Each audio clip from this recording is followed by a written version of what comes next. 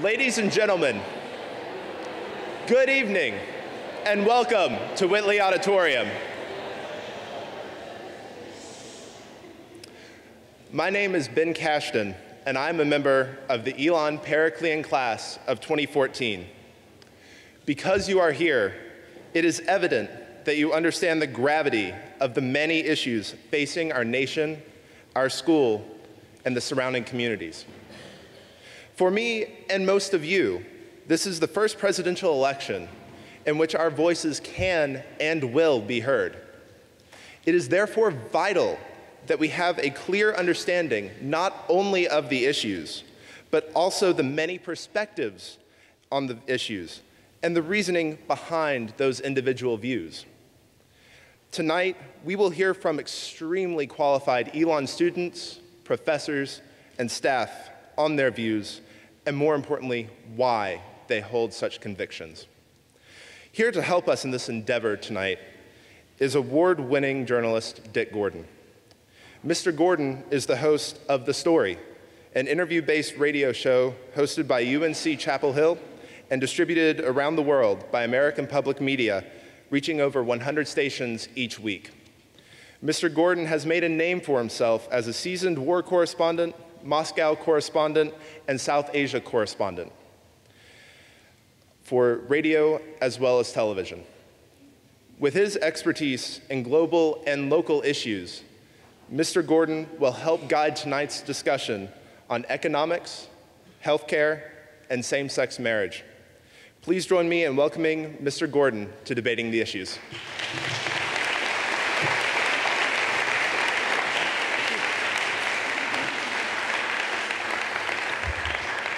Thank you very much. And join me in welcoming the debaters on the stage with me here tonight, if you will.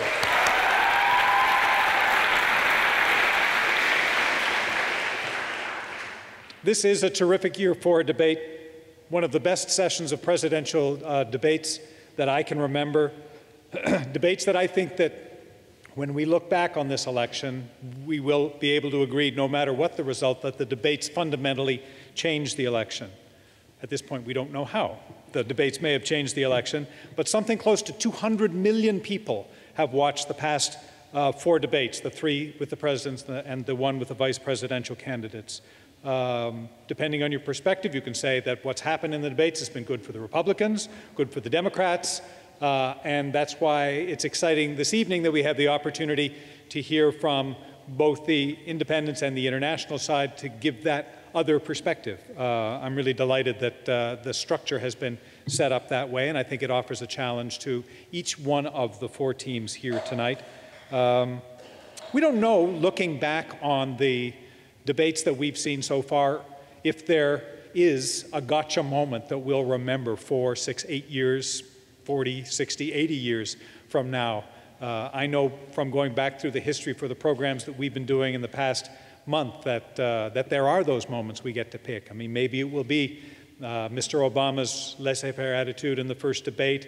It may well be a binder full of women. We have no really idea at this point what we'll remember and how it'll affect the vote. But think about this for a minute. The campaign that we're watching right now is a direct result of what happened in the debate. The tone of the message that President Obama is delivering comes from what happened in the debate. The tone of the message from Governor Romney, directly from the debates. He's got that kind of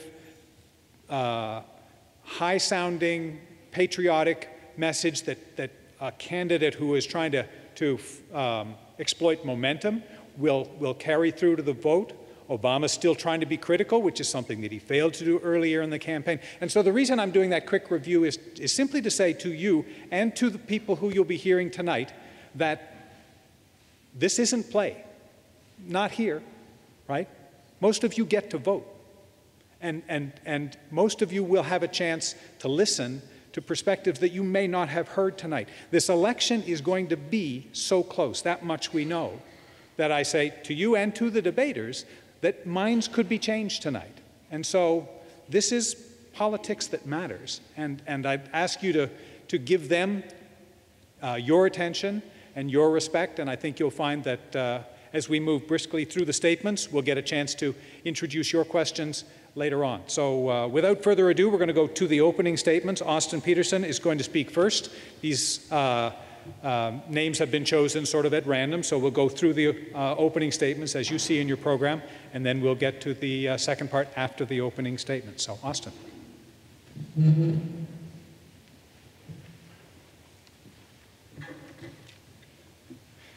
Just before George Washington left the office of President of the United States, he wrote a farewell address to inspire and guide the people of this nation. In this famous writing, Washington cautioned against the dangers that political parties pose to the nation as a whole. He warned that the alternate control of one party over another, if not restrained by the people, will distract the government from its proper duties and result in periods of tyranny. Today, George Washington's worst fears have come true. Our two-party system is destroying this country by producing candidates that seem to care less and less about the liberty of the people.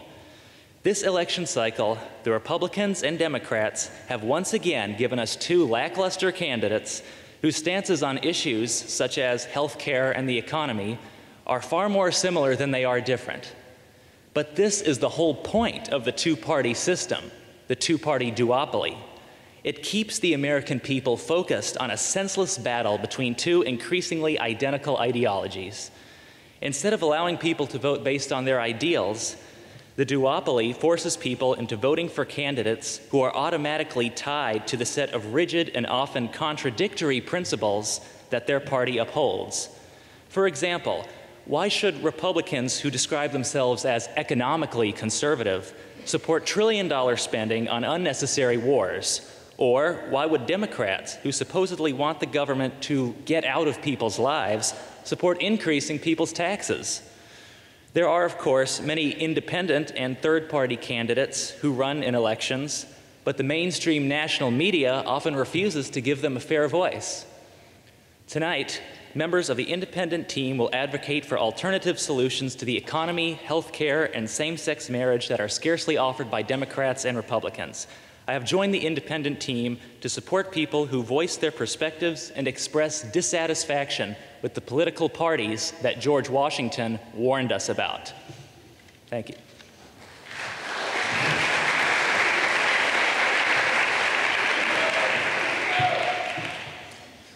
Good evening. I want to thank my roommates for coming. Hey, guys. Thanks. The only way to argue we are better off today than we were 4 years ago would be to do so without using statistics, but rather phrases involving the words hope, fair share, and forward, as well as a request for more time.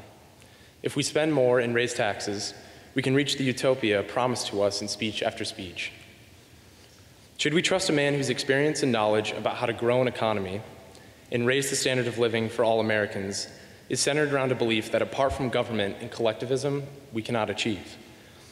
To assure you that the policies of the last 4 years have not only been ineffective, but destructive, let us remember a few things. The Democrat Party held both houses of Congress for the first 2 years of President Obama's current tenure.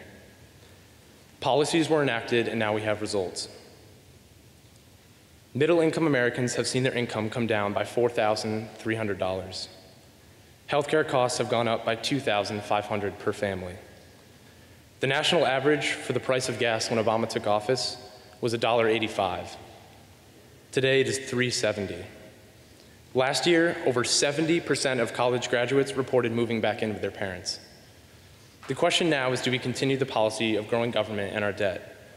$5 trillion of which can be attributed to the last 4 years. $5 trillion.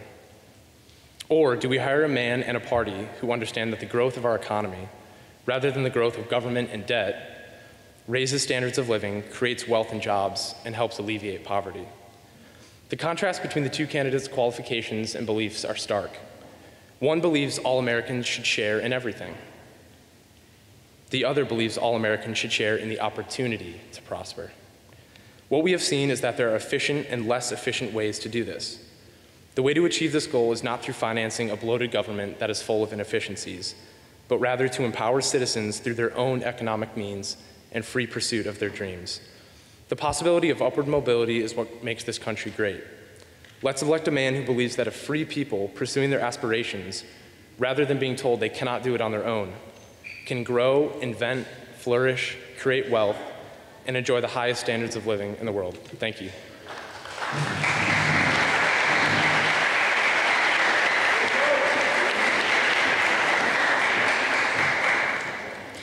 Good evening. I'm sure many of you are wondering why there's an international perspective included in this debate. There is a great lack of awareness about international affairs in American culture. Even in the United States government, foreign policy is not always a priority, particularly when the economy takes precedent. However, the American people, especially those who are voting, need to realize that there is an entire world out there, not just the Middle East or China. A focus on foreign policy and awareness of international affairs, in addition to domestic issues, is crucial to success and power in today's world. As an international team in this debate, our goal is to provide an expansive global perspective on the three issues presented. We will not choose a side, but rather inform about how the rest of the world views these upcoming elections and the larger global currents surrounding them. At a time when globalization, technology, and international trade are rapidly making the world smaller and smaller, it is no longer acceptable to adopt policies of isolationism. If the United States wants to remain a leader in the global scene and remain on top of their game, the whole country and its people need to become more aware and involved in global affairs. Most importantly, any country, especially the United States, cannot exist and thrive in today's world unless it keeps in mind how its decisions impact global issues. It is time for America to realize the world is changing, its centers of influence are changing, and America needs to examine how it wants to position itself within the world in the future. Thank you.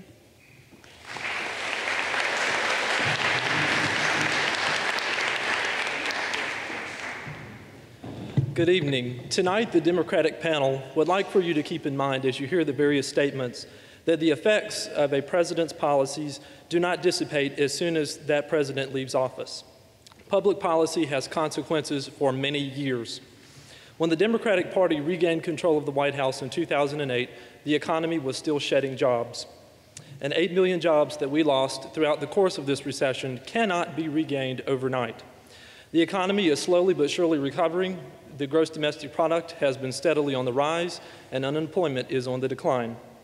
Now is not the time to change course. As America has become increasingly diverse, those who are scared of what this means have reacted more fiercely than ever. The Republican Party, recently hijacked by the Tea Party movement, frequently yells, "It's time to take our country back." But as the Democratic Party, we cannot help but ask, from whom are you trying to take the country back? A fairly elected American-born citizen is currently serving as our president and commander-in-chief and is doing a good job. The only thing that has changed about the American presidency as of current is the color of our president's skin. Perhaps that is where the problem lies. What truly has happened is that the greedy of this country are outraged that the Democratic Party is working and striving to create a more level playing field for those in the working class and in the middle class to acquire jobs that pay a fair wage and to get quality access to health care. As the ultra-wealthy continue to pour millions of dollars into Tea Party rallies and into controversial and untrue television advertisements, they have striven to make the American public untrusting of our current president. And as a result of their unending effort to only try to get rid of the current president, they have focused on nothing else, and their current candidate can yield nothing more than controversial sound bites and flip-flop policies that change from Monday to Tuesday. I hope that you will pay attention to this Democratic panel tonight as we put forth our plan for the future, and that you will see that we are the party that has moved us forward.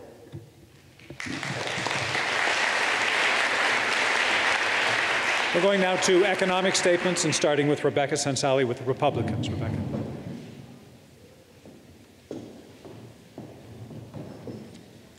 What we have here is a failure to take responsibility for a disastrous economy.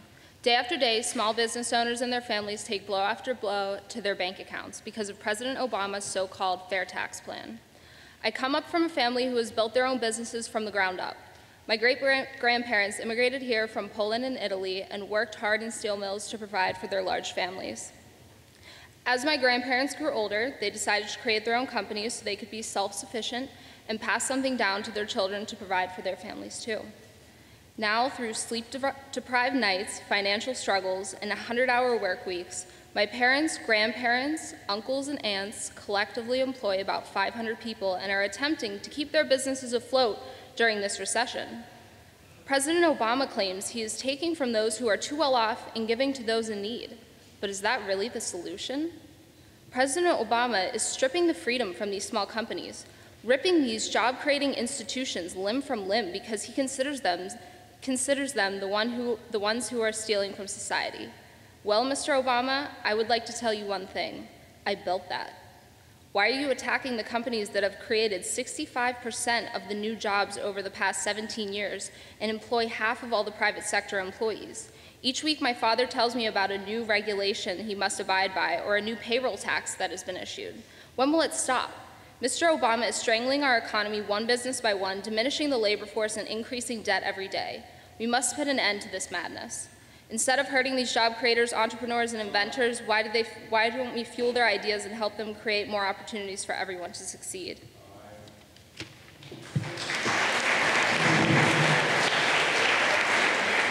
Go ahead.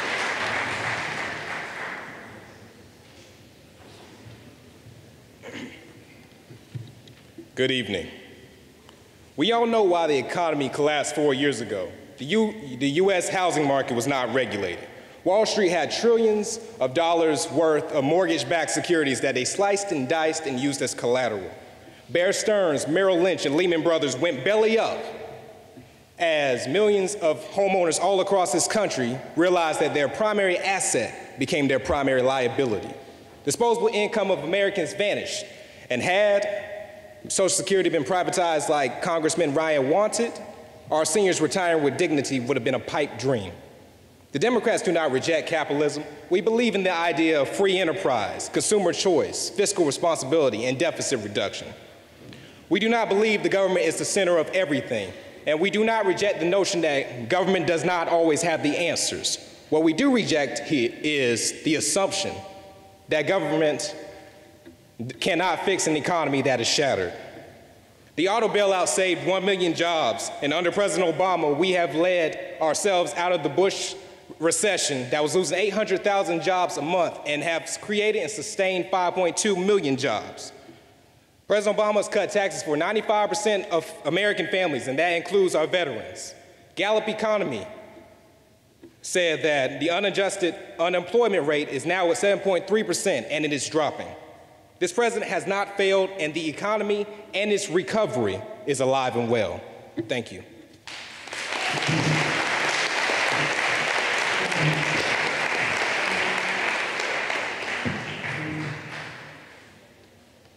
We are facing an unprecedented economic crisis in this country. The government is consistently borrowing money, spending tax dollars recklessly, and our elected leaders cannot agree on a viable solution. We must face the facts. We have to cut government spending. U.S. defense spending is currently 7 times larger than the next highest country and 40% of the entire world. The war on drugs has failed, although the U.S. government continues to spend billions on it, $40 billion this past fiscal year. Social Security, Medicare, and Medicaid currently take up around 44% of our annual budget, over $1 trillion. After calculating the growing number of retirees and population benefiting from these programs, we are on track to spend 100% of our budget on these programs alone. Moreover, the Federal Reserve, a privately owned entity, has no regulation or oversight and has been printing trillions of dollars to loan to foreign banks and to bail out failing companies. This is not a solution to our problems. Money and wealth cannot be created. It must be earned. Otherwise, it reduces the value of every dollar earned. The government is accruing debt at an unsustainable rate, yet they are sending the misleading message to the public saying that we can afford to continue the spending. Our credit is at risk of being downgraded again, which can have devastating effects on our inflation and, in turn, the value of our currency. If our currency loses value, all Americans that have any savings, retirement funds, or investments are at risk of losing everything. This is indeed a crisis. Solutions will not come from bipartisan efforts, but from nonpartisan efforts. Thank you.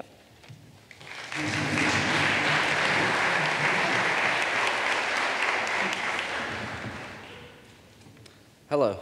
During this campaign, both candidates concentrated their efforts in convincing people either that the economy is bad and if it keeps going in this direction, it will get worse, or that the economy is bad but is recovering and headed in the right direction. I want to make quick comparative analysis with what's happening economically in other places around the world. The closest economy that can be compared to the US is the European Union. The biggest issue right now is unemployment. So let's see how is Europe doing on that and compare to what's happening here. Right before the economic crisis in 2008, the US unemployment rate was just under 5%, and in the European Union it was under 7%. And after the crisis, the rate increased quickly, both in the US and Europe. And after 2009, it started decreasing here in the United States until reaching under 8% in the most recent stats. At the same time, in the European Union, unemployment is still increasing. It's right now at 10.5% and is still expected to increase.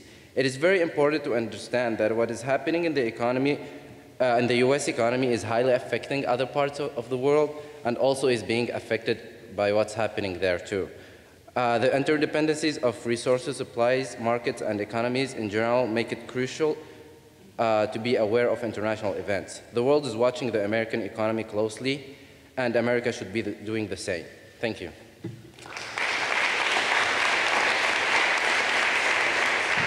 We're now going to statements about health care, and starting with Ben Walden from the Democrats.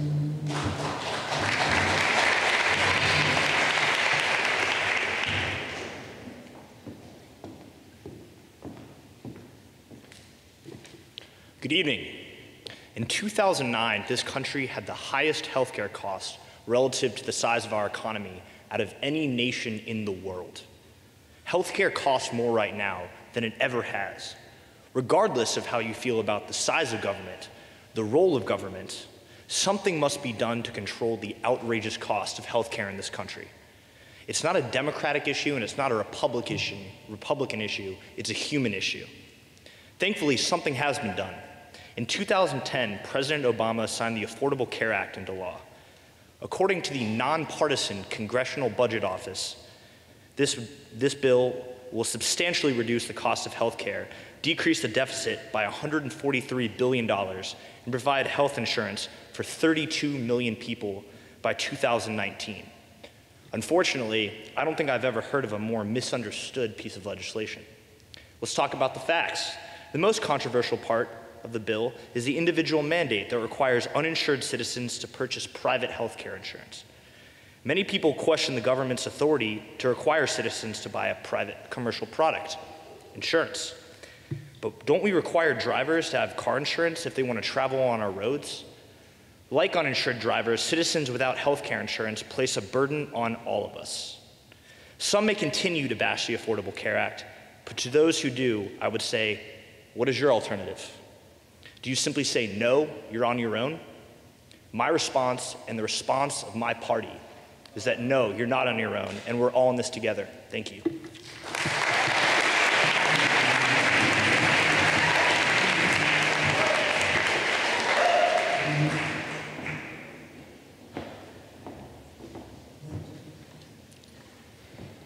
Today, people in Massachusetts pay the highest health insurance premiums in the country, and 23.8% of the claims are denied. That's the model that the Affordable Care Act, or Obamacare, followed. We don't need a new government Band-Aid for health care, no pun intended. Medicare, Medicaid, and Social Security were all bulletproof ideas in the beginning, but now just take a look at them. When we have more government, industrialists take it over, and that's been the case with medicine. We rarely ask our doctors, how much does it cost? Because we use insurance to pay for even the most routine appointments, and because government and employers pay for a large portion of our insurance premiums, the cost of medical treatment eludes us. But we do know how much the premiums and copays cost. It's nearly impossible to find out the true cost of medicine, however. As a result, we can't make cost-conscious decisions. If we could, competition would help control the cost. The federal government should, number one, extend tax exemptions to individuals to help get away from a system that favors corporate insurance in medicine. Number two, they should eliminate insurance policy mandates and permit people to buy across state lines. And number three, they should promote health savings accounts that allow people to set aside pre-tax dollars for routine health care, and that money can be used for retirement later on. That way, individuals are in the driver's seat, not some government authority. and healthcare providers would have to offer better services in order to survive. We need to let the marketplace, or at least what's left of it, work for individuals, not for government-protected corporations. Thank you.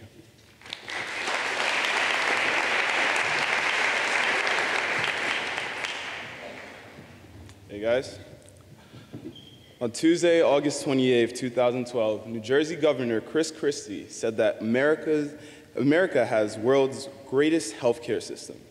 My research has led me to believe that this statement is inaccurate. 12 years ago, the World Health Organization released the World Health Report 2000. The report ranked the world's best healthcare systems. The results showed that America's healthcare system was ranked 37th. As an American citizen, I feel that if our nation does not try to learn from its successful counterparts, we will be shooting ourselves in the foot. By looking at what our peers are doing right and emulating them, we will steer ourselves clear from failure. The question is, what kind of system is the right one? France had the number one ranked policy in the world.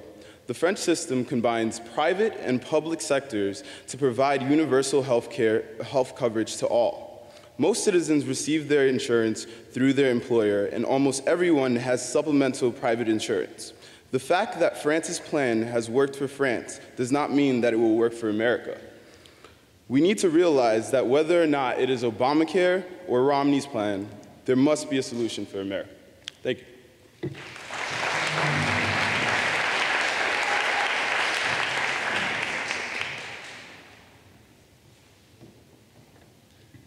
As we all know, healthcare is one of the biggest issues of this election, if not the biggest.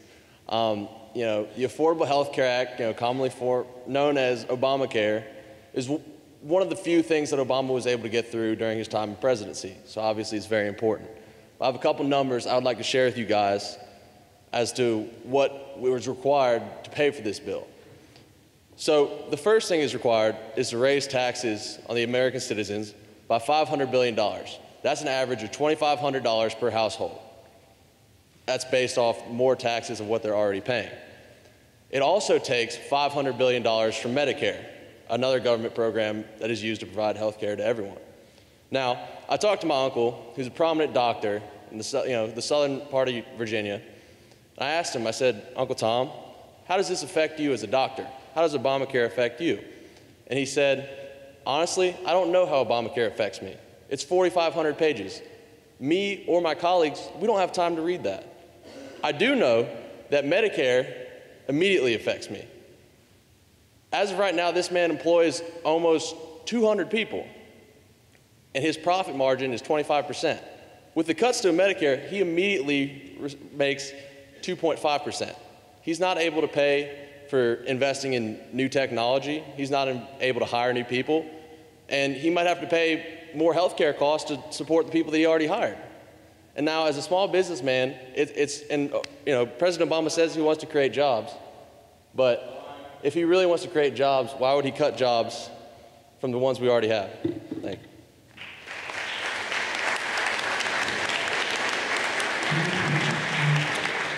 And now statements on same-sex marriage, and we're starting with Amaya Benegal.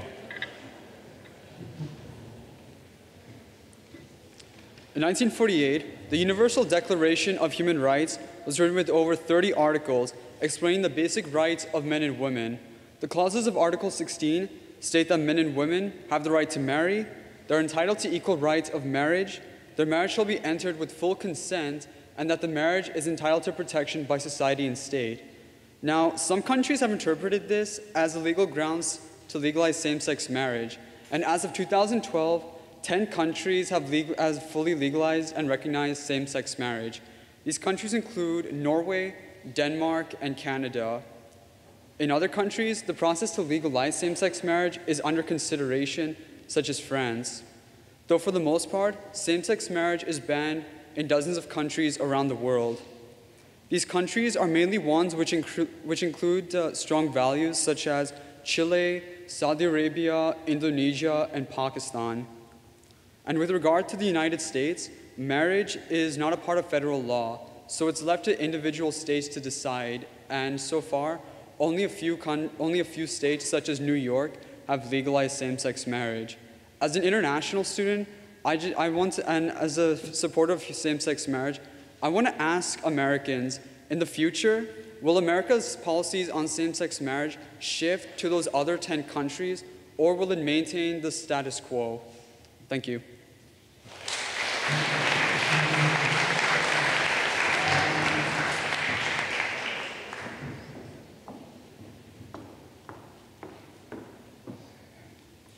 Good evening, everyone. I stand before you today to address the necessity of marriage equality. No matter your definition, marriage is a union between two people who love each other.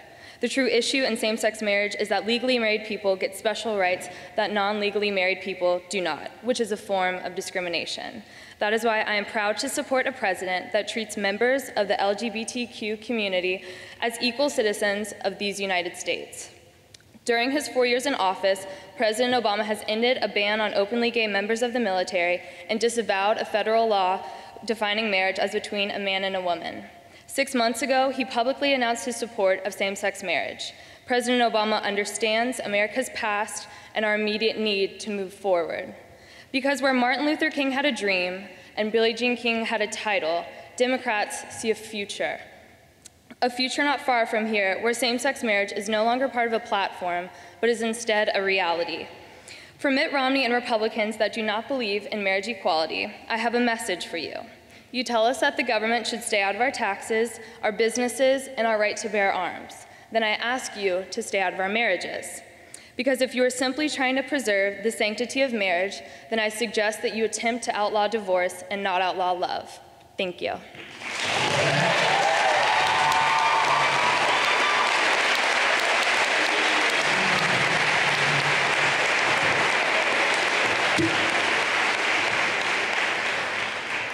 Good evening, everyone. My name is Patrick Brown. The official Republican Party platform on marriage states that the states and the federal government have the right to not recognize same-sex marriage. The platform also backs a constitutional amendment which would define marriage as a union between one man and one woman. Republican presidential candidate Mitt Romney has voiced his support for traditional marriage as critical for the well-being of civilization and has expressed his desire for protecting the Defense of Marriage Act, which was passed by President Clinton. He's also supported a federal marriage amendment which would further define marriage as a union between one man and one woman. The opinion of most Republicans is that marriage should be left up to the state and the decision should be made by individual states. A perfect example of this came last year when right here in North Carolina, we voted to define marriage between one man and one woman as the only domestic legal union recognized by our state. The passage of this referendum by a margin of 22% demonstrates the support for such amendments. Nationally, 6 states and D.C. do allow same-sex marriage, but when amendments have appeared on the ballots in 28 states, they have passed in all 28 states. It's clear, although there's increasing acceptance for homosexuals, a majority of Americans, when put to a vote, do not support extending same-sex marriage rights. The most effective means of government is when it's closest to the people. Letting states make their own decision on whether or not to allow same-sex marriage is the only way to resolve this issue. Thank you.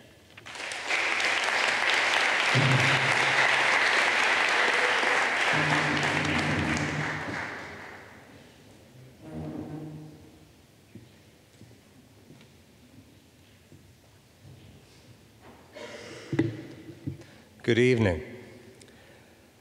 Independents neither endorse nor oppose anyone's marriage. Why? State and county courts already have statutes for marriage, divorce, custody, inheritance, and adoption. What's sensible is to change a few pronouns, use those statutes, and free the courts from that crazy quilt work of incompatible state and local domestic laws. Independents think the good news is that same-sex marriage opens up new rights and responsibilities for the couple, but also for the couple's family and community to strengthen and support each other. And there's bad news. Some people view their pre-existing right to marry as a privilege. So when society extends a political franchise, it hurts them to lose a special status. Americans need to make equality adequate compensation and consolation for that loss. Lastly, independents recognize that civil marriage is different than holy matrimony. That said, in the United States, Religious institutions are not disconnected from laws, rules, and regulations. And when those values clash, both have to be honored, both religious freedom and civil rights. In summary, independents believe that the state's right to declare which relationships are legitimate is not as important as the people's right to live freely and responsibly within a social framework of consistent and predictable laws and expectations. Thank you.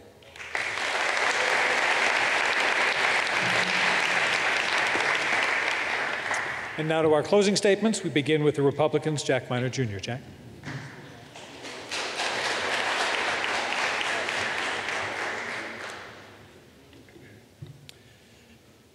The issues we have spoken on tonight just scrape the surface of what our nation faces. The 2012 presidential election is going to have enormous consequences for our future. There's a financial crisis of a severity unprecedented since the Great Depression. Small businesses are crippled. 25 million people are out of work.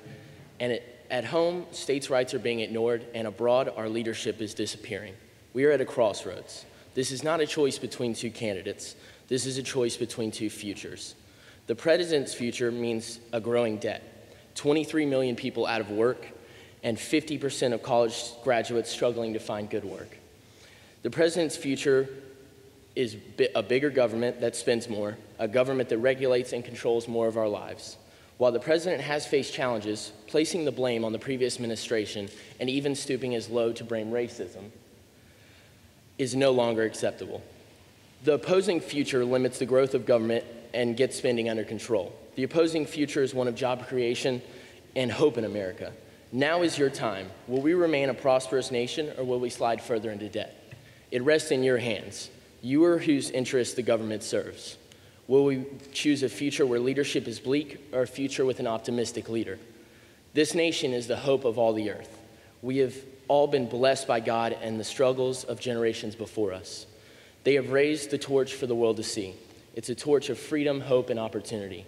Now it is our turn to raise that torch, and with the correct leadership, I believe we can do so. Thank you.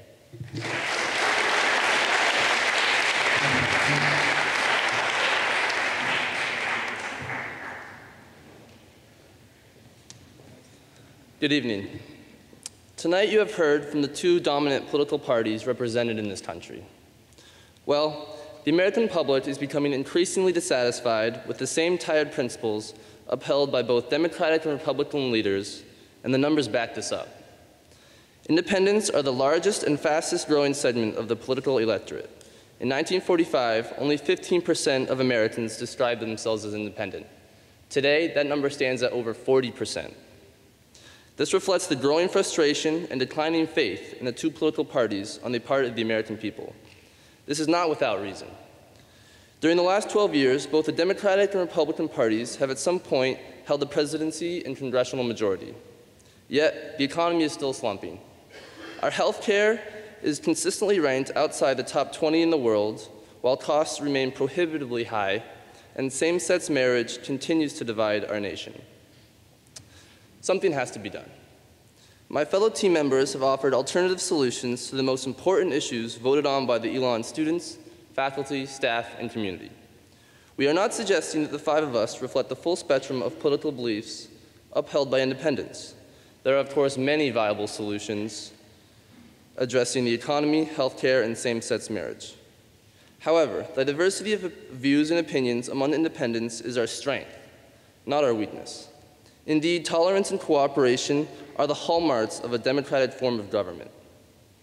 We as independents are united only in our common interest to provide the best solutions to the most pressing issues facing our country today, regardless of who supports or opposes these policies. It is tempting to simply follow an established party instead of researching and developing opinions on the specific issues. I urge each of you to resist this inclination and decide for yourself what policies best serve the interests of the American people. Only then can we demand more accountability from our elected officials and expect a brighter America for generations to come. Thank you.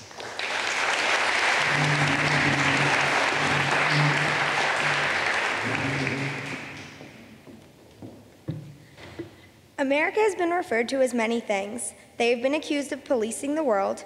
They are both admired and bashed, praised and criticized, And as such, under the scrutiny, it oftentimes feels like they look at things as us versus them. As Elon students, however, we are encouraged to be global citizens. And therefore, it is important that we not only examine U.S. policies in terms of how they're affecting us, but that we also look at closely how they fit in within a global context and impact the other countries of the world. America has an important role to play. If it's going to own these labels and accept that it is in fact the leader of the free world, it is important that these policies are thusly worthy of the importance placed upon them by other nations. The world is getting smaller and smaller, and all policies seem to influence each other at an increasing rate. When one economy crashes, it creates a domino effect, and likewise, one country's decision to legalize same-sex marriage while one chooses not to prevents a couple from moving from one country to another while maintaining their marital status. Healthcare systems, although not necessarily linked, affect citizens of all countries, and it is important that we are able to look to other nations to see what is working well and what isn't. It is vital that we are able to recognize that while America may do some things well and that some policies may be better than those in place in other countries, other nations may also have strong systems that could be replicated. We need to increase this label of global citizens so that it applies not only to Elon students, but to everyone worldwide. We hope that we have helped to put the key issues in the upcoming elections in a more global context for you all tonight and help to frame the election in a more international setting.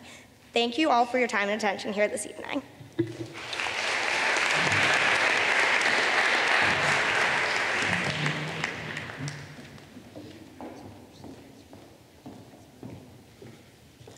As representatives of our party, our school, and our states, we strive not to further the divide between the opposition and ourselves, but to create a platform for the core values we stand for, ensuring that our voices are heard.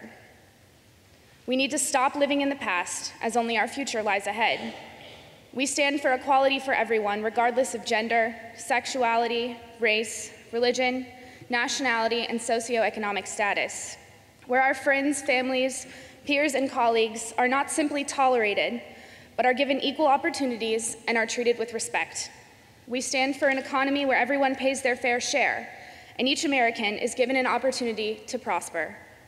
We stand for a nation where no citizen goes bankrupt because they're unable to afford the health care or pay medical bills, and each person has access to affordable, quality medical care. So no person has to choose between their health or the ability to afford basic necessities, such as a place to live, groceries, or transportation. As a nation, we are faced with each of these issues on a regular basis, and we are fortunate enough to have the opportunity to voice our opinions on each one. When you vote on November 6th, educate yourself. We hope that this evening we could provide the opportunity to do just that. Tonight, I challenge each of you to empower yourselves. Align your values with the party that best represents them. Choose the candidate that represents that party. With each vote, we can move in the right direction. Forward. Thank you.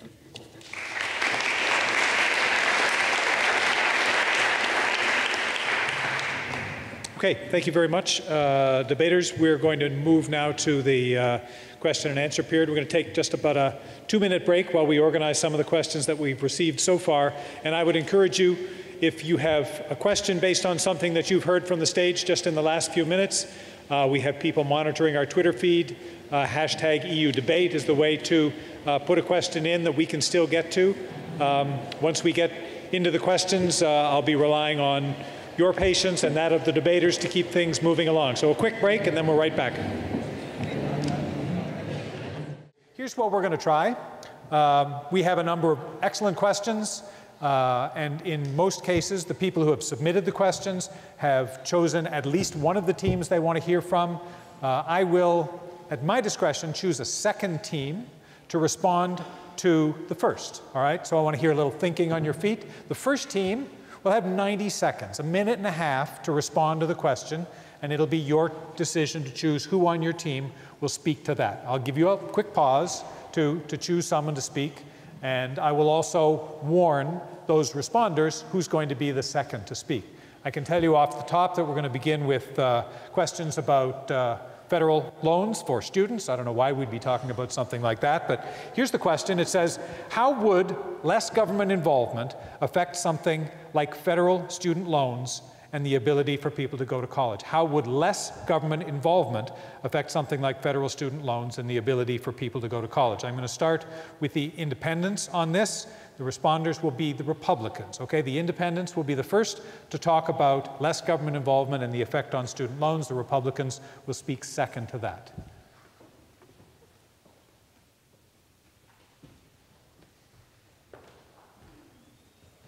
And we're ready to hear from you. 90 seconds. Test.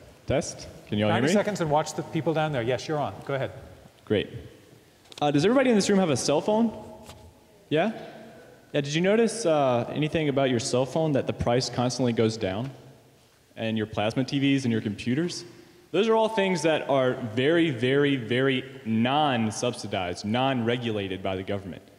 And the price goes down and the quality goes up. And that's consistent through some industries, and there are some fundamental industries in which the government's involvement is very, very essential. But something like college is very interesting because it seems to teeter on both sides of that picture. So if you imagine the one side where we'd have no government involvement, how does the college say, how much are we going to charge? They say, well, how much can the student pay? And if the colleges know that the government is going to be there to supply money, then the cost is able to go up. Because they're already insured some of the costs. They already know it's there. They know the market is already manipulated. But on the other hand, we would have many people that wouldn't be able to go to college. So the exact policy on how to change this is very difficult. But the essential problem is that when the government affects how the market works, usually the cost goes up and the quality goes down. Thank you. To the Republicans on the same subject. Go ahead. All right. I'm going to say that was an excellent point. Agree with a good bit of what you said, and that I think that the government should not be involved as much as it is in issues such as student loans. And going to the question, one of the big ways that we can reduce government involvement is by allowing independent organizations which offer student loans, private organizations, greater flexibility in reaching out to students and offering those opportunities.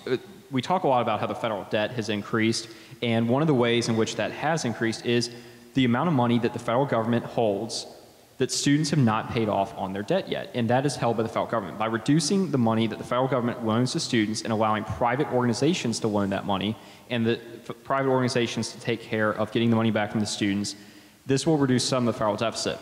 Students should be worried about not how they're having to pay for their loans once they get out of college. They should be focused on going through school, getting jobs, and then having an effective way to pay off their loans afterwards. We're going to stay with this because it's come in on a number of questions.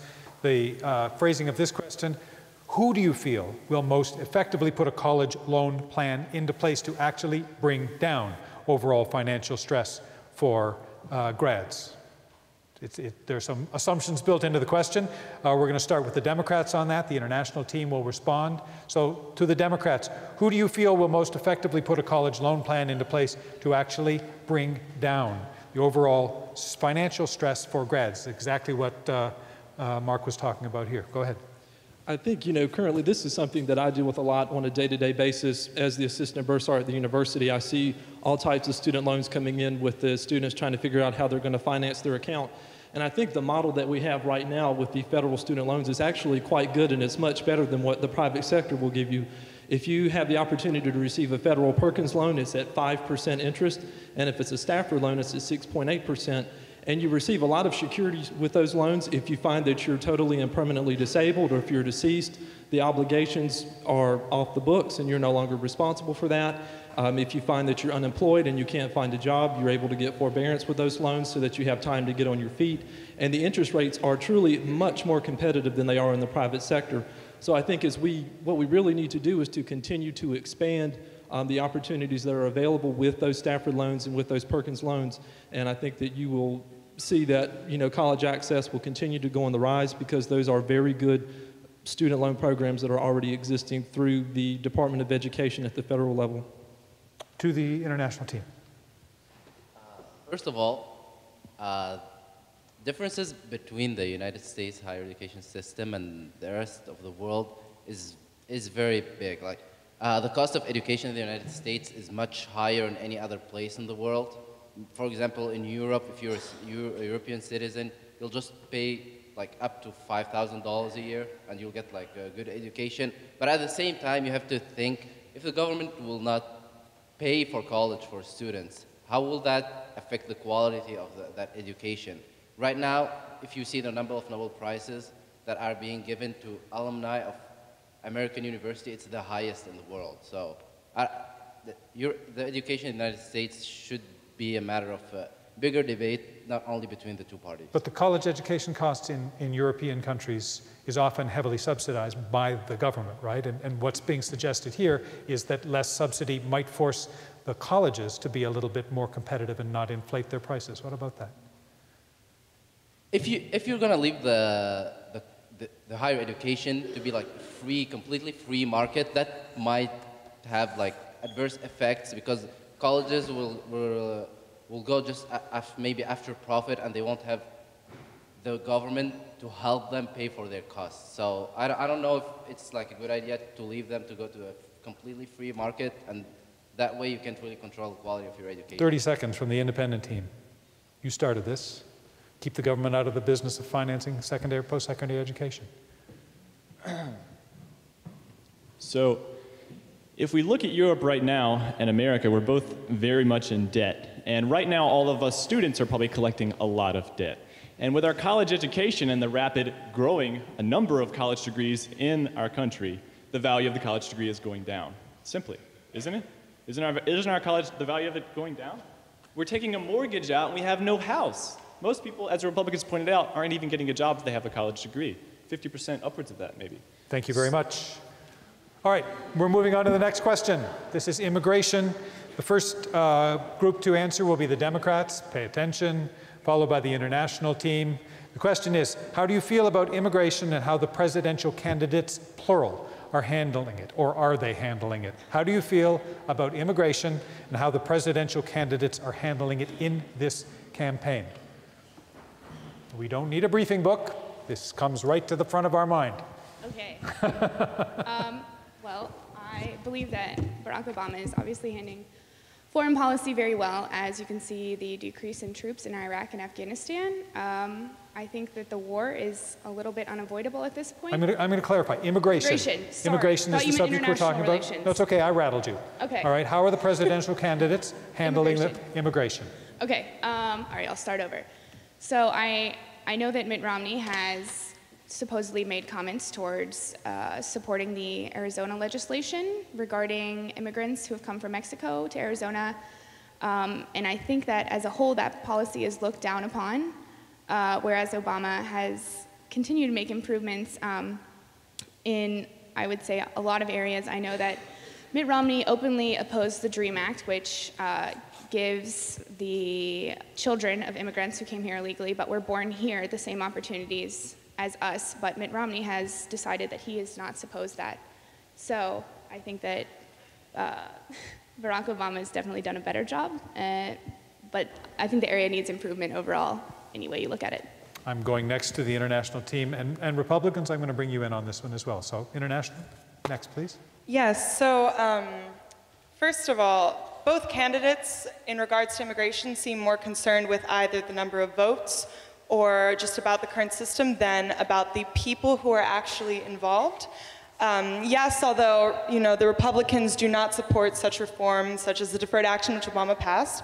However, Obama also waited until the final few months of his office to even bring up immigration reform, and instead blamed it on not being able to pass anything through a divided House.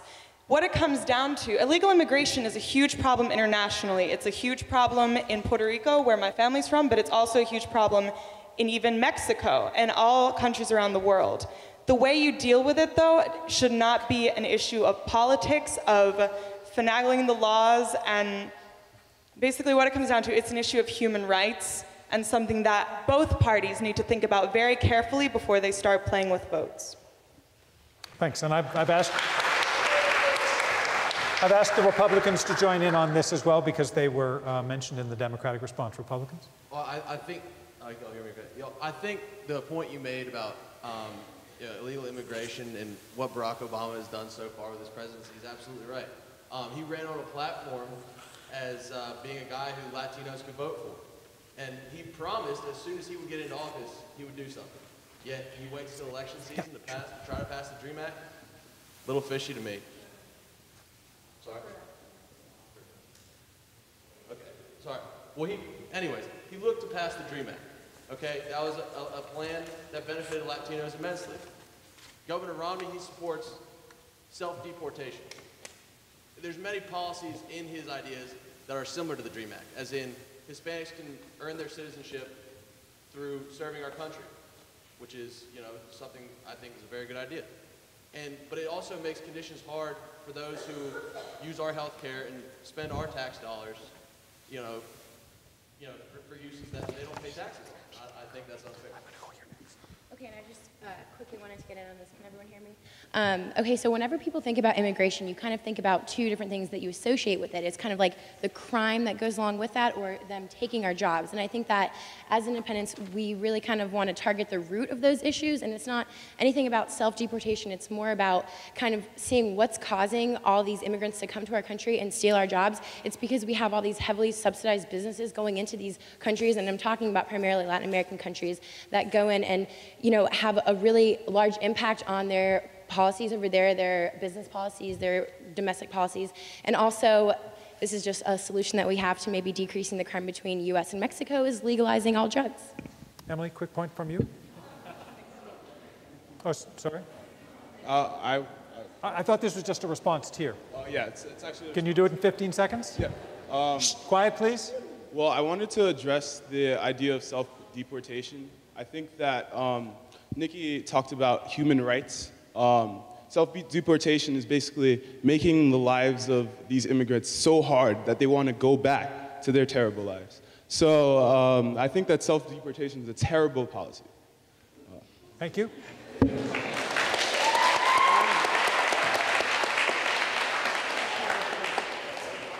Here's a question which is, we'll start with the Republicans because it's directed to their party. The independents will be the ones to respond to this. The question is as follows. If Governor Romney is elected president, will the Republican Party support the overturning of Roe v. Wade and a woman's right to choose? If Governor Romney is elected president, will the party support the overturning of Roe v. Wade and a woman's right to choose? If Governor Romney is elected, first of all, nothing will happen with Roe v. Wade. Although he's taken the stance, you have to look at, if you go outside partisan politics, you see that as a social issue right now, abortion is not one of our biggest problems. It shouldn't even be addressed. Romney came out just 3 weeks ago and said that he would not overturn Roe v. Wade, and it became a big issue within the Republican Party. So now it's Republicans that aren't even supporting his policy on that. So that shows you how he is trying to be bipartisan and actually focus on the issues at hand and not overturning Roe v. Wade, which absolutely has no effect right now on anything that's any of our big problems. He's already said that he won't do anything with it, and he will uphold to that. Patrick, let me just ask you for a clarification on that. The abortion issue is right at this very moment, very divisive within the Republican Party. Is that a good thing, or is that a bad thing? For hearing all these different points of view. Any kind of divide inside of a party is definitely a bad thing, but you have to understand that it's good that within parties you are having these discussions and trying to find where you support, and where that divide will end up creating new policies and more progressive policies for both parties and end up helping America as a whole. Thank you. To the independents, who's speaking on this? Martin.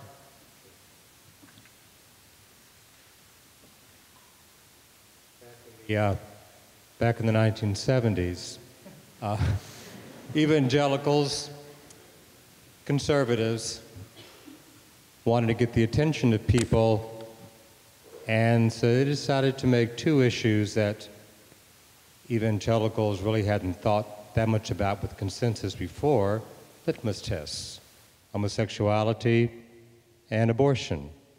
And since I talked about same-sex marriage and how this creates new rights and responsibilities for people, maybe we should think of abortion in in the same way.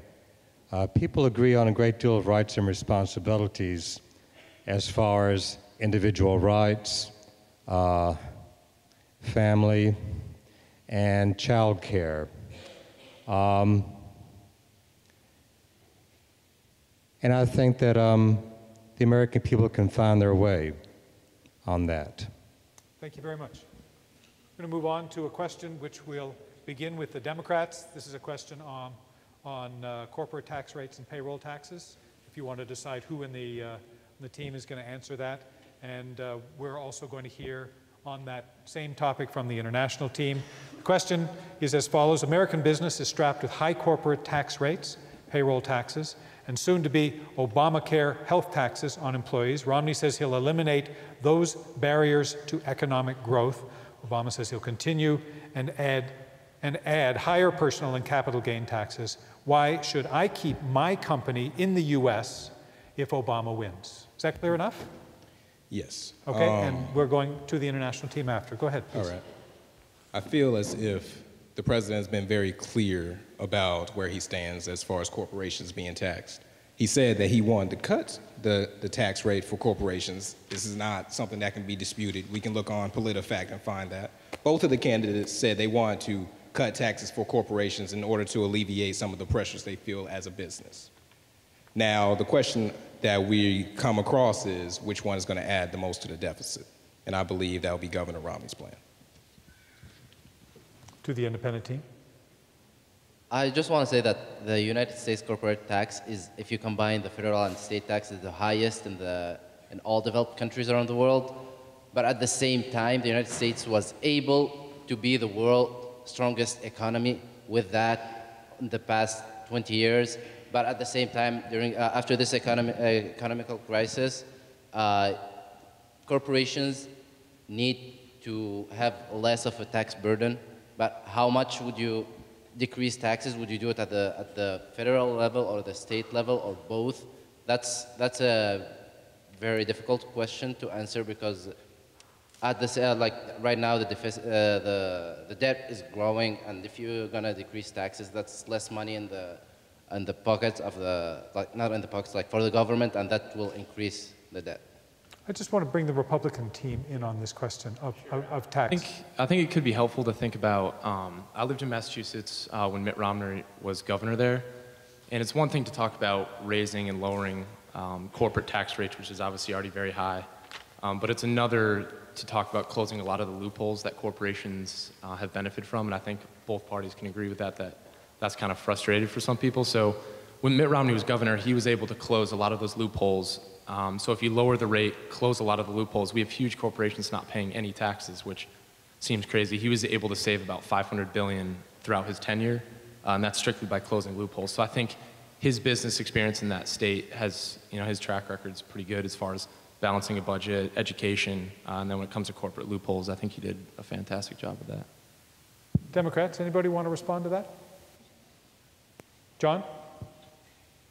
Yeah, I'll jump on this real quick. Yeah, Governor Romney no one can really criticize his job as governor of Massachusetts, but the thing that scares me about this guy is that he's a completely different candidate and a completely different person than he was when he was the governor of Massachusetts. So I think we can't take his record as the governor of Massachusetts for face value, because he's had to move so completely to the conservative side of the spectrum to win his primary that we don't really know what he's going to do when he gets in the White House. Thank you. I want to bring the independent team in on this, because if you recall the opening statement that we heard, it was that this duopoly does not work for the country. When we hear the Democrats and the Republicans debating which of their candidates is moving to the center or trying to reach to the largest part of the electorate, isn't that the system working? Who wants to? Well, let's look a little bit in the past from this election and put this in perspective. The corporate tax rates and the payroll taxes and the regulations on businesses haven't really changed all that much, except for they're basically getting worse. But I think corporate taxes are really a distraction, honestly, from the real problem, which is the regulations and the the mandates that the government creates before anyone can even start a business. And this creates all kinds of problems. Just look at food today. Look how few companies control all the food production in America. And that's simply because the government has created, via these corporations. Okay, my question was whether or not the two-party system is working on this or not, and you were kind of following along with what people are saying. Thank you for Be putting quick, me back please. on track. But yeah, so all these things have been consistent throughout the two parties. That's my point. These underlying problems, these regulations and policies have been consistent throughout. And they're not in Congress, they're not in the president's office, they're in the little administrations all throughout Washington that are controlling all sorts of other things. All right, we're going to start with the international team on a question about climate change. We have someone to speak about that. Why is that not a larger part of the campaign? Why isn't it something that the parties are debating more vigorously? I think part of the reason why in the beginning people didn't care about climate change as much was in 2008, 2009, that was when there was a major economic recession. So people at this point were more focused on looking at jobs and just bringing the economy back in, as opposed to how the climate is doing. But at the same time, what I've also noticed is throughout the campaign, there's also a lot of bipartisan issues on climate change, because on one hand, you have the Tea Party people, you have people like Santorum and all who believe that climate change is just, and global warming is a conspiracy theory, it doesn't exist. Whereas there are other people who are more geared towards, we should have more regulations towards the environment, but then there's also the fight between regulating certain companies like oil and mining companies, and once again, it's a fight between the environment and how jobs and the economy is going to turn out.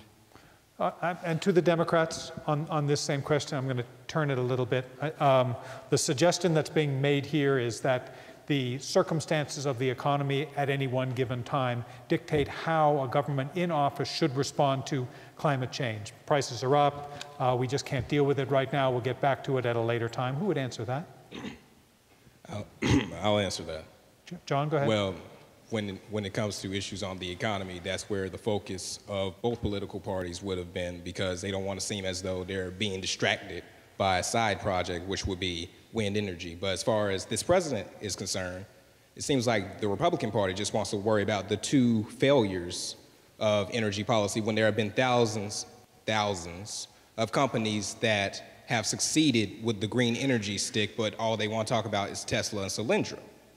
Now, if you take that and then try to publish it like it's the only thing that's been going wrong, then yeah, I can see how people will say that the economy has been more on the, what's the word I'm looking for? The front line, there we go. Okay. But it's not so much he hasn't focused on green energy, he's just been doing it behind the scenes and it hasn't gotten as much press because of the economy. Independents, Republicans, do you guys want in on this issue of climate change? I have a specific question if you don't. Yeah, go ahead. Yeah. Well, unfortunately, both the Democrats and Republicans are more interested in gaining votes than coming up with the best solutions to these issues, especially such as climate change, which is a global issue. And so Obama has advocated for clean energy, but at the same time, the U.S. has not agreed to the UN convention's treaties on climate change, and we're still by far the largest producer of CO2 emissions. And I think neither parties are addressing the issue because it's not politically advantageous. Although Republicans were starting to hear renewables being repeated more often in Mr. Romney's stump speeches, is that a shift in the party? What's your sense of that? Yeah, well, the party's definitely becoming more progressive when it comes to energy and green jobs. But one thing we have to focus on is the fact that right now we're getting destroyed in open trade. And when we don't have a hold on the open trade market, when China runs most of that, they're the ones who are actually regulating most of the world, the global economy, and global environmental issues when it comes to trade. But isn't every one country responsible for what goes on in its own house? Absolutely, but if we aren't being leaders, if we are not being leaders like we should across the world, we cannot control trade, meaning we cannot control the regulations put on the environment. Someone from the international team on It's Not Our Fault. Well, the climate change, I think, is everyone's fault. I don't think it's countries should So say. how do you get a country as big and as powerful as the United States to take it seriously when India is not paying attention to the same conventions and rules? China certainly isn't. It's a good point. I mean, I think it's like, right now it's a fact that non-renewable energies like oil are causing harm to the environment. Also, at some point, they're going to end. So I think countries like the United States should be paying more attention to renewable energy, and that's very important for its future, because that's one of the... You've got to be fast, Amaya, if you want to get in on this. Also, You're the on other, the same team. The other issue is that there's a thing about the Kyoto Protocol where a lot of countries around the world, including most of those in Asia and Africa, have ratified the Kyoto Protocol that puts limits on emissions. America has not signed the Kyoto Protocol, so that's one of the biggest things. The other issue is that... I'm going to cut you off there, sorry. I need to be a little bit fair with my time here. My timers are going to be on my case. We are, for those of you who are listening on the radio, broadcasting from Elon University, you're welcome to join us on Twitter. Our hashtag is hashtag EU Debate. We have someone with a question from London, England, and it goes to the Republicans. It says, what do the Republican debaters propose as an alternative to Obamacare? What does the Republican Party propose as an alternative to Obamacare? Mark, do you want to go ahead? Well, I mean, if you look at it, you know, President Obama has said many times that Obamacare is very similar to Governor Romney's plan in Massachusetts. However, the state of Massachusetts does not regulate the United States. It regulates the state of Massachusetts. Governor Romney, if elected, he would repeal Obamacare immediately, and as a solution, bring it back to a state-by-state debate. You know, one of the biggest things in Obamacare... Okay, so wait a second. You have a member on your team from Massachusetts. Are you suggesting that when it goes state by state, that states should choose programs similar to Massachusetts? Yes, if it fits their state. But if it doesn't, they need to work it out within their state Senate legislator that, you know, certain problems affect every state. You know, Arizona, California is not going to have the same problems that affect Massachusetts. Yeah, I mean, I think when I lived in Massachusetts, before Mitt Romney put forth his health care plan for that specific state, he realized that it's hard to talk about a lot of these issues and have the money to support a lot of these social things until the economics have been made right. So he made an effort to balance the budget and allow, you know, the capital that's necessary to put forth some of these plans. So I think, you know, with $16 trillion in debt, I find it interesting we're talking about, you know, how to implement all these costly plans, which, you know, the results are unknown, but I think it's interesting that we're talking about these issues when... How do you make that case to the state of Mississippi, which is the poorest state in the nation and has the worst health in the nation, if it's left up to the states? Mark? Well, I mean, like he just said, they have to get their economy right before they can get their health care right. You know, and in the interim, it's not, you know, our government is in a situation right now is we can't be giving handouts and say, you know, you guys didn't balance your budget. You didn't do what you needed to do. It's not the government's responsibility to swoop in and say, you know, here's your money. Is that going to really fix the problem? Fair enough. Independents? Yeah, I'll let you guys in, but I'm having the independents next. Obamacare, the Affordable Care Act, Romney Care, one or the other, independents. So Obamacare, Romney Care, what have you. The best way to think about this is with the word entitlement. And the general concept of entitlement programs from the perspective of the federal government, if I were their accountant, I would say failure. I would say you guys have not done this well. There's corruption, there's overspending, there's not enough funding, and it's just a huge problem. Now, I think that we discussed this in our team meetings, but we talked a little bit about a negative income tax, and if you abolished all of these entitlement programs and just set a rate of price where you could give every family that didn't meet it that amount of money per fraction, depending on how much money they made, say you set it at $10,000, if you made less than $10,000, you'd get a certain fraction of that $10,000, and it would add up, and it would be totally non-taxable. And that could do away with all the entitlement programs and way less regulation, way less administrative costs, and way less corruption. Just a simple number to help these people, because it's not like we want to see people suffer, but we can't have so much regulation and corruption. To the Democrats? Yeah, I think I talked about this a little bit in my statement.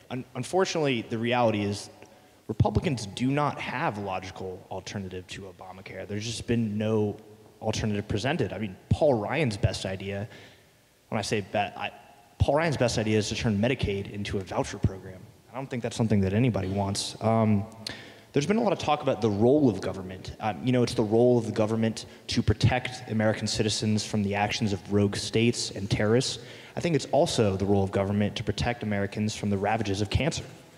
I mean, healthcare is an immensely complicated issue and it has big economic repercussions. It's over 17% of our gross domestic product, and it's something that's too big to be left up to the individual states.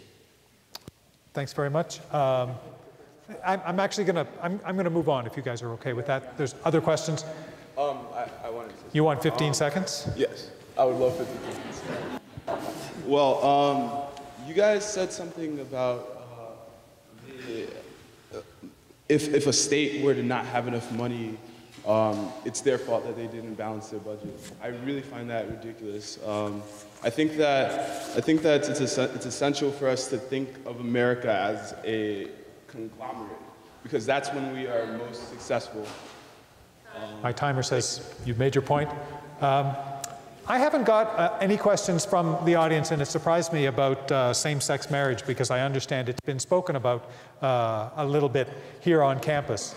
And I'm not sure if there's any division here. So while we have had some specific statements on it, I want to know if, in the view of the people representing the 4 different teams here, issues like the place of a corporation on a university campus is something that should be decided by the students or that university. And we're going to go this way. We're going to hear first from the Democrats, then from the Independents, the Internationals, and to the Republicans. Democrats?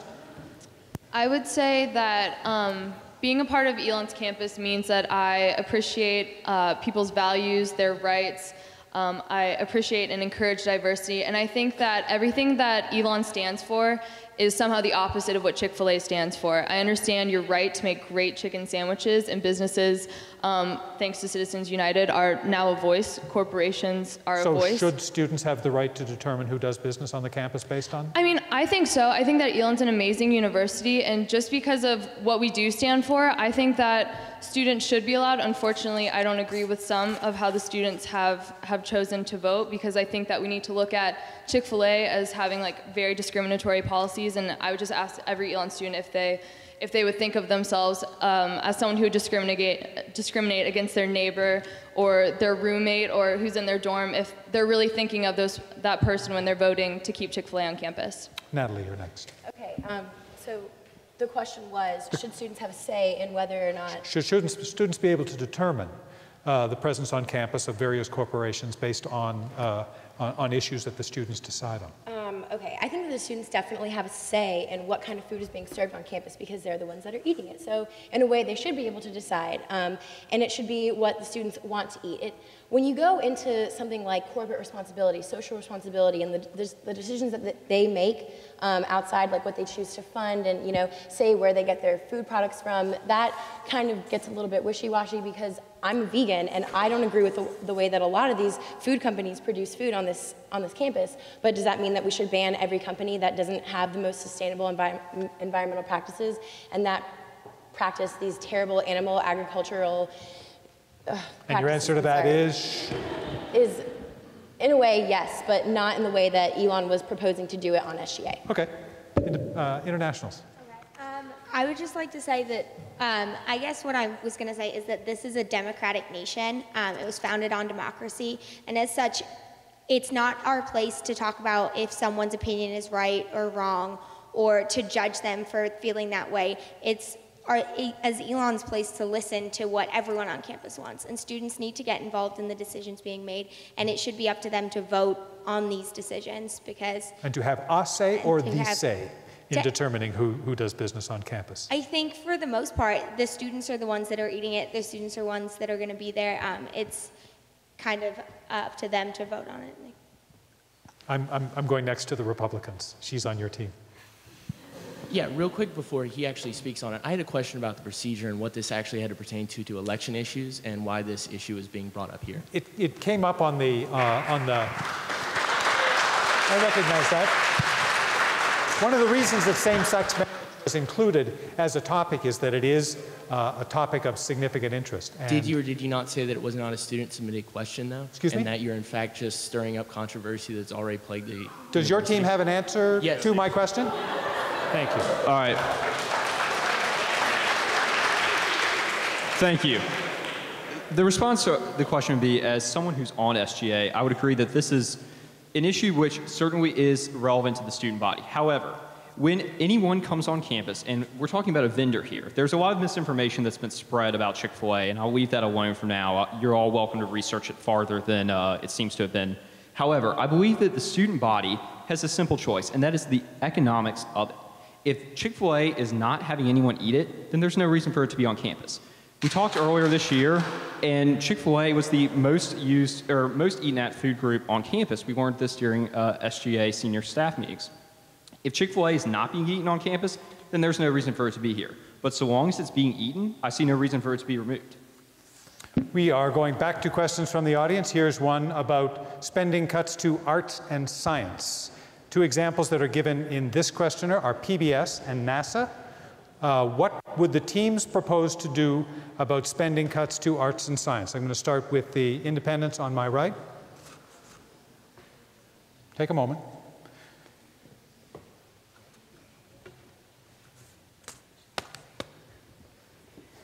Go for it.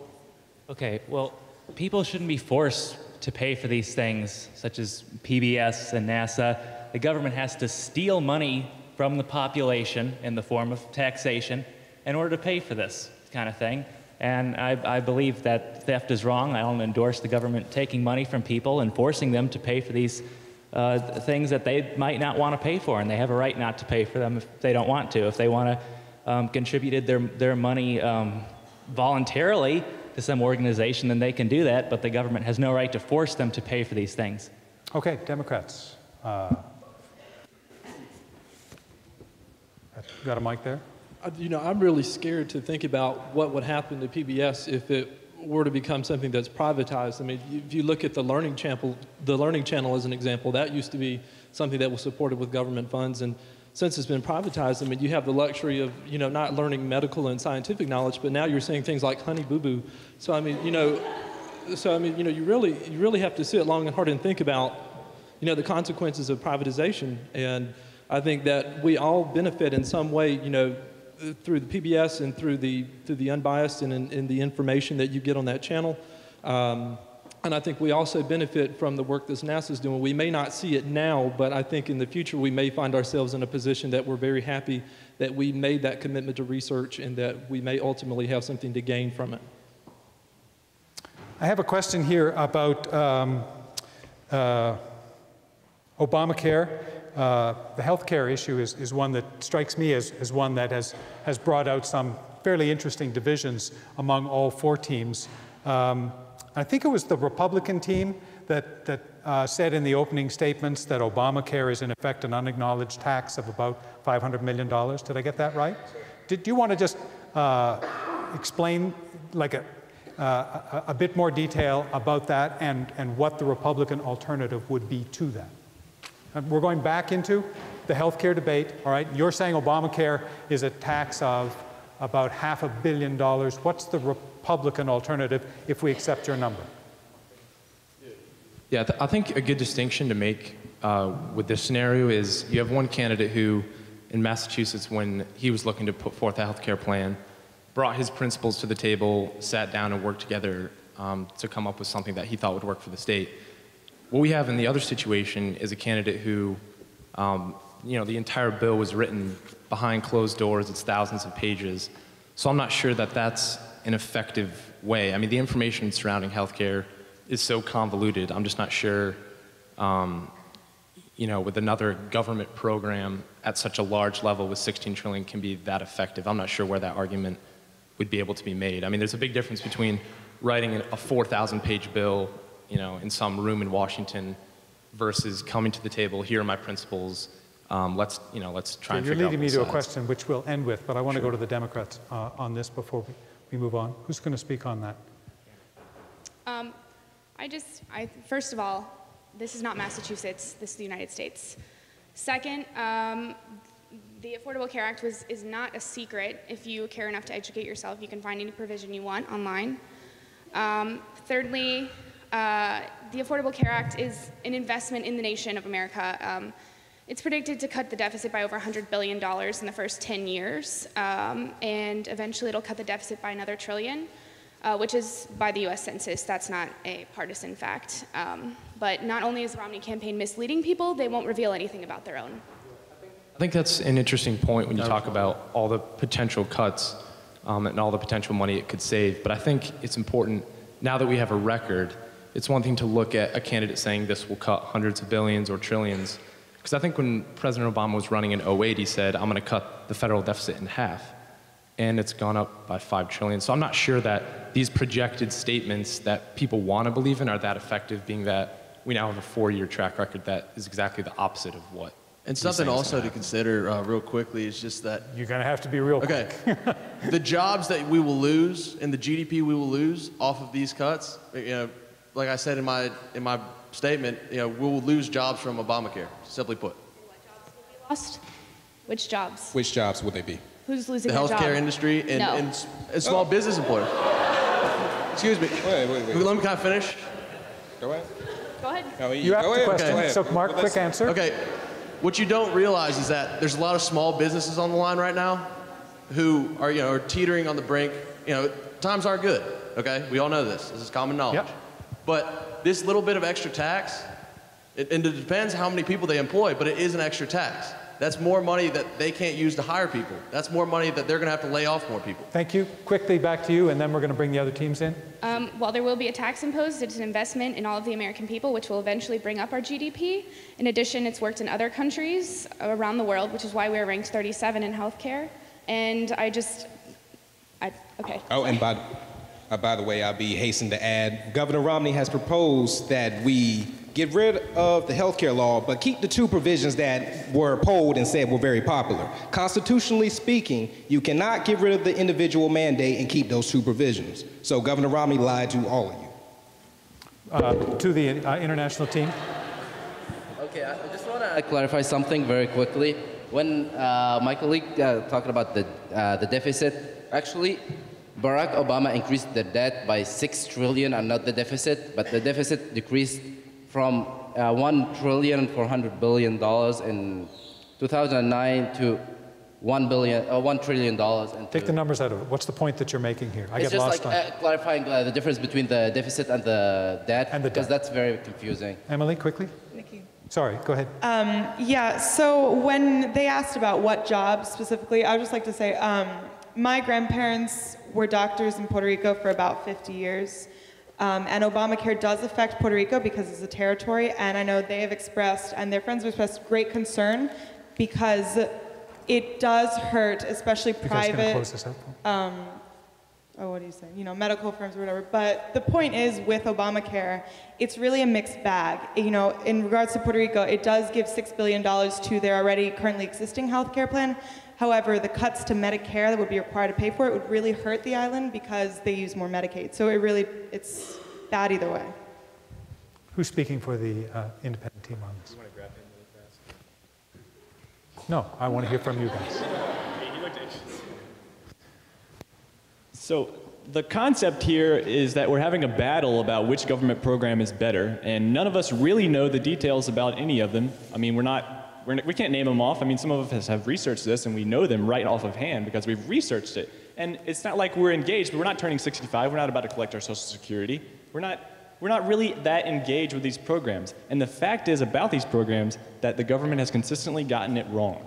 They've gotten it wrong. Every time they've created a new program about health care or housing or whatever. You're talking about both parties. Is that what you're saying? Both parties, yeah. This is a consistent problem. And if you look at the financial crisis in the late 2000s, that was another thing they got wrong. They didn't know it was coming. This is like a fantasy world.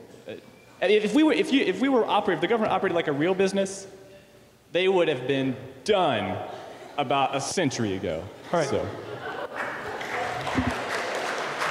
No, we're close to being out of time, and I saved one question for the end that I want to hear all 4 teams on. I'm going to start with the independents on this because I know they happen to have a particular perspective. So I want you to start me off on the question of bipartisanship. What needs to happen in Washington to actually make bipartisanship work, so the parties cooperate, so the nation moves forward, rather than just having some of the kinds of debates that we've heard nationally and some of what we've heard tonight. We're going to go after that to the internationals. We're then going to go to the Democrats and wind up with the Republicans, okay, on the question of bipartisanship. We're going to share this question. First, I just want to say term limits, term limits, term limits. Right now, being a politician is a lifetime career, and that's a problem. It's a huge problem. And also, when those people do have their lifetime careers, they can draw their own election rings. They can get every little sector of every little population they want to, and it just creates more and more retained problems, okay? So here's some other perspective. Be quick. Okay. I would say that bipartisanship is the actual problem. Bipartisanship itself, because it's two parties that have a monopoly over everything. And as I said in my opening statement, their positions on issues are becoming increasingly identical. So even if they are bipartisan, they're working together. They want generally the same type of things anyways. You know, healthcare is an example. Romney wants his healthcare plan, Obama wants his healthcare, but it's still a healthcare plan, government healthcare plan. So even if it is bipartisan, they're still working together on things that they generally agree on if you look at it from a broad stance. Okay, so about the bipartisanship, when you see the system in the United States, you see the Democrats and the Republicans working against each other while they should be working with each other to improve their politics and policies to improve the life of the American citizens. Also, this two-party system is very unique in the world, and if you look at other countries, many other countries have succeeded in making their political parties working together toward a better future for their countries. How? By not like if you saw both candidates speaking to each other during the debates, I don't think that's gonna help both parties work with each other, since they're not really trying to understand what they're saying. But you're saying that there are other countries that demonstrate an example of where it works more successfully? Yeah, like Canada, like your first neighbor, Canada. So that's a parliamentary democracy. It's a different style of government. Yeah, but like still, like the idea of parties working together, I think that's right now in the United States, it's like so divided that both people from both parties are not being able to hold a conversation and work together to find good solutions for the problems that are occurring right now. All right, to the Democrats on this?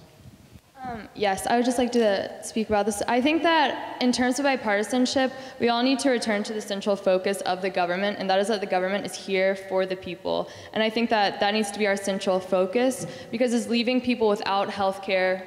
Who does that benefit? And is taking people off of welfare, does that benefit anyone? And is leaving partners and children without protection and without money, who does that benefit? So I think that we really need to go back to both parties working together for the people. And I think one thing about bipartisanship that we really don't think about is, so many of us think about we have the president, he's going to go in there and do this, that, and the other, but you've got to work with the Congress to get anything done. And right now, the Congress is a very hard place to foster bipartisanship, because you could have a majority of the Senate, for example, but you still may not be able to get something done because you need to have that filibuster-proof majority in the Senate. So, I mean... So if there is a Republican Congress and a Democratic president, we're stuck? That's it? I mean, I think, eventually they're going to have to get something done, because we keep running into these roadblocks with fiscal cliffs, but I don't think you're really going to see anything happen at this point in time until they are pushed to that point where they absolutely have to do something together. I have to say I agree with you. With our current administration, we have stuff that is not getting done. But we look at Governor Romney's track record. He was a Republican who went into a Democratic Congress and got a lot done. Yeah, and to add to that, first of all, it was 87% Democrat, the Congress in Massachusetts when that happened. And the president had 2 years to pass whatever he wanted.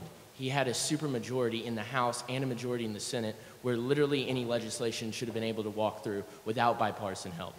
Bipartisan only works. But Patrick, the question is, how do you get it done in Washington?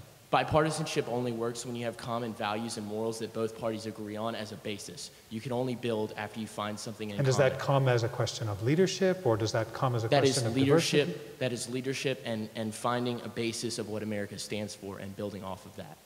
All right. I would like to say, before we thank our debaters tonight, that, that this is hard.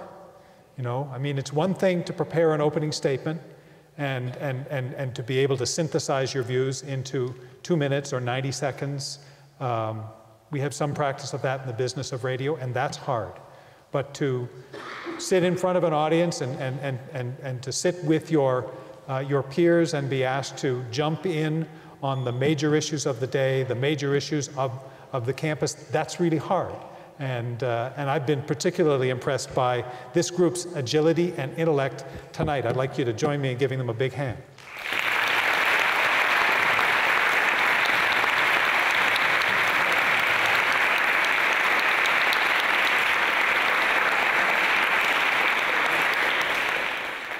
And I have to tell you that I don't have anything wise to say to sum up, except to say, listen and think and vote.